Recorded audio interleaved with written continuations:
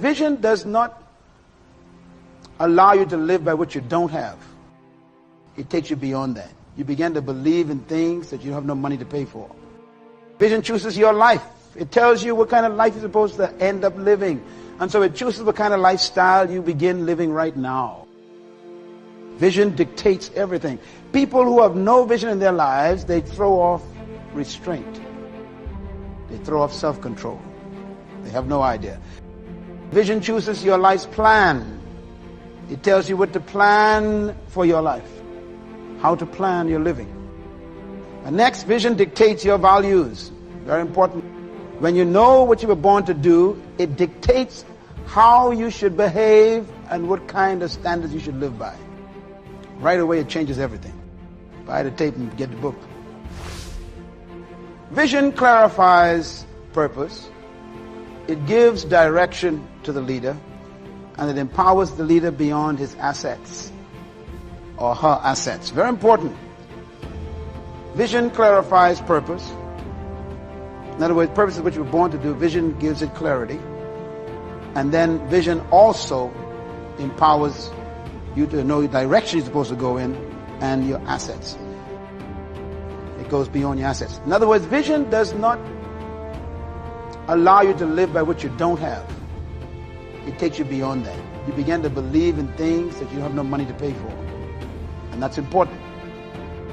Because if you keep living by what you don't have, you'll never rise above what you don't have. Vision literally creates resources. Vision attracts resources. People don't give to people, they give to vision. These things that you call government grants are literally resources that are looking for vision. When you go to get a grant, they don't say they can give you this to spend money. They always ask you, show me your vision first. What are we giving this money to? It's not to you, it's to the vision that you have. Vision attracts resources. And so it's important for you to really clarify your vision and make it so plain that anyone can see it like you see it. Vision chooses your friends, huh? Once you know where you want to go in life, it decides your company. I have very few friends in my life. Very few. I have millions of acquaintances. And I'm stuck with millions of brothers and sisters. They ain't my friends. You see, you're born with your brothers and sisters, but you choose your friends. And your friends are more important than your brothers and sisters. Some of you got the wrong company. And they've eaten up your time, wasting your time.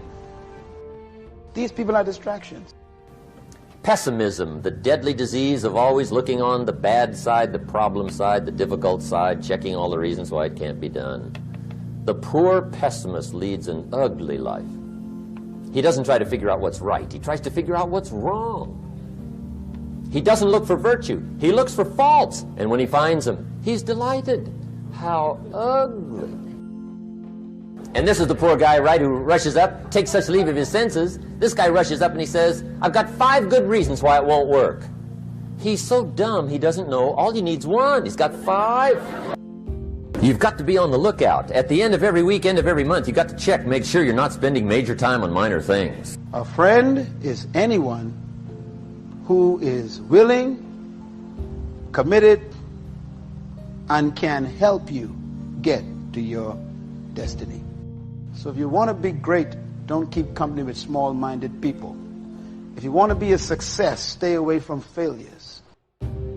You're keeping company with friends like us. You come here and you get your dream and your vision stimulated, fertilized, watered, encouraged. That's the right friendship you want. Your dream should be stimulated by your friends. Every time you're around them, they're supposed to impact you to keep going, to believe. Anyone who becomes a negative to your dream is what I call pollution. They are experts in abortion. Be careful. They are after your baby. Sometimes it's people of your own household. Sometimes your own family is bad company. You got to know that. There's some friends that you left home before you came here, and when you go down the mountain, you got to go down the other side. I am not kidding. You should have never come here if you want to keep your old friends.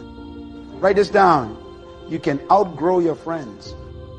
A lot of you don't know how dangerous your company is. So let me give you another principle to work with.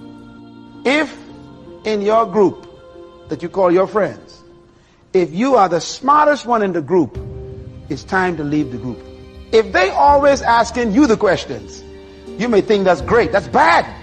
You want to be in the company of friends who make you think, who expand you, who you ask questions to. People who ain't going nowhere want you to go with them.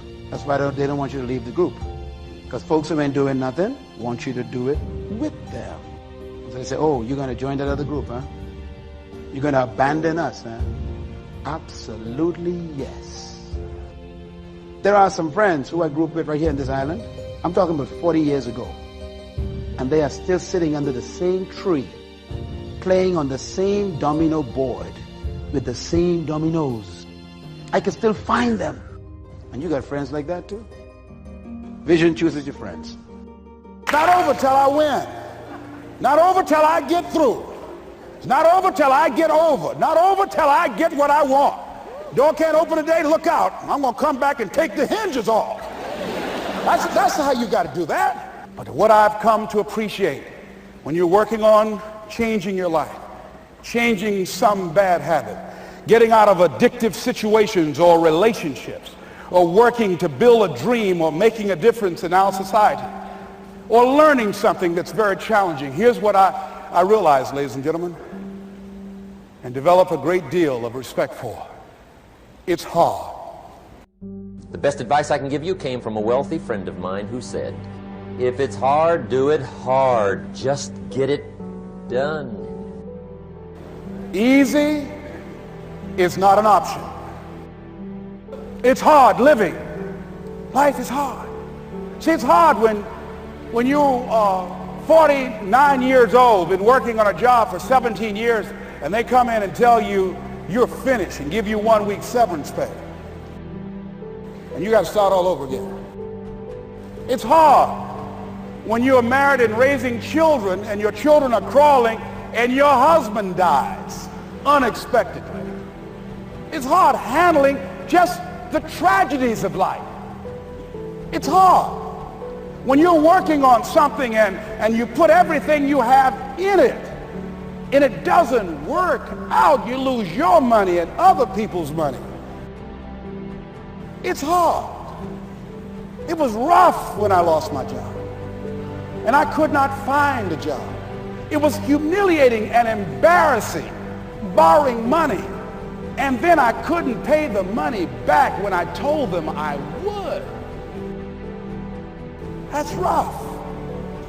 How people look at you, how they respond to you. It's very hard. It's humiliating. Here's what I discovered that happens to you in life, that you will go through things, and while you're going through them, you can't understand why it's happening to you. But after you go through it, you get back and you look at it and you say, oh, now I understand why I needed that lesson. Welcome every human experience. You never know which one is going to turn it all on. Even the bad experiences. Sometimes from the bitterest experience comes the greatest awakening. So let down the barriers, take down the walls. The same wall that keeps out disappointment keeps out happiness. Then I saw that that was preparing me for bigger and better things. See, I used to blame everything outside. Learn to reap in the fall without apology. Without apology if you do well, and without complaint if you don't. That's maturity. That as you go through the challenges of life, and you look at it and embrace whatever comes to you, don't run from it. Step toward it. Don't try and duck it like most people do. See, most people want it easy. See, easy come, easy what? Easy go. See, but when you go at what you're going to deal with and you deal with the difficulties of it, when you handle those hard things close at hand, making those hard decisions right now that you don't want to make, learning those things that you don't like to do, but you know that in order for you to get where you want to go, This is one of the hoops that you have to flip through.